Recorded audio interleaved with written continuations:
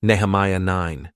Now in the 24th day of this month, the children of Israel were assembled with fasting, and with sackcloths, and earth upon them.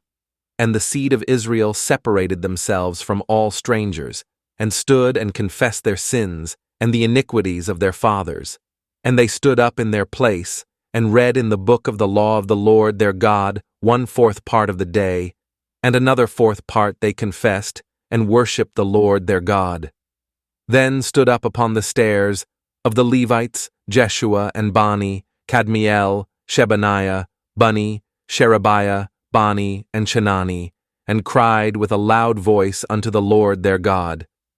Then the Levites Jeshua and Kadmiel, Bani, Hashabniah, Sherebiah, Hodijah, Shebaniah, and Pethahiah said, Stand up and bless the Lord your God forever and ever, and blessed be thy glorious name, which is exalted above all blessing and praise.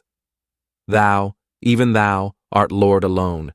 Thou hast made heaven, the heaven of heavens, with all their host, the earth, and all things that are therein, the seas, and all that is therein, and thou preservest them all, and the host of heaven worshippeth thee.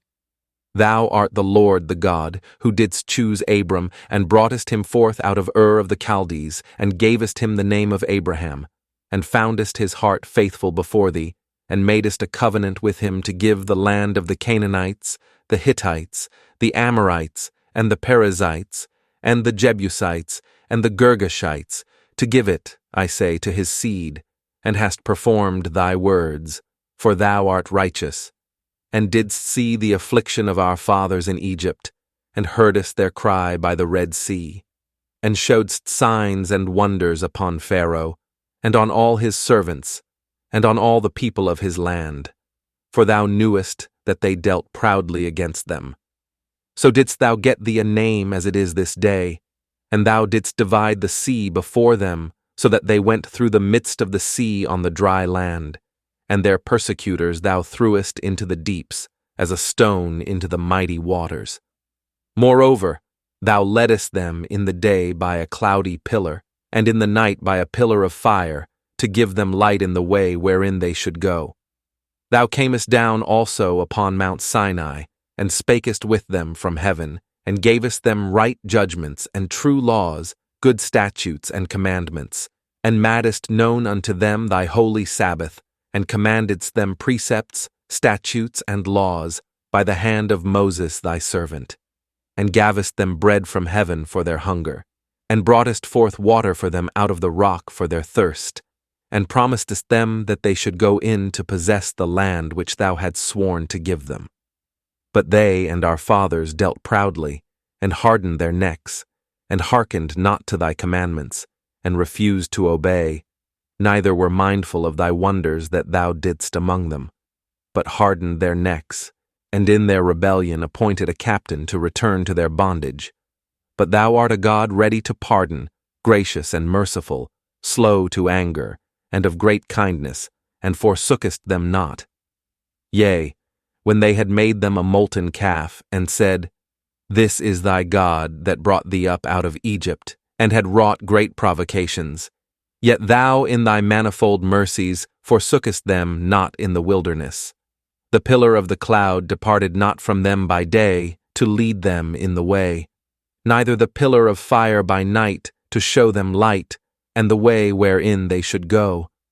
Thou gavest also thy good spirit to instruct them, and withheldest not thy manna from their mouth, and gavest them water for their thirst. Yea, 40 years didst thou sustain them in the wilderness, so that they lacked nothing. Their clothes waxed not old, and their feet swelled not. Moreover, thou gavest them kingdoms and nations, and didst divide them into corners.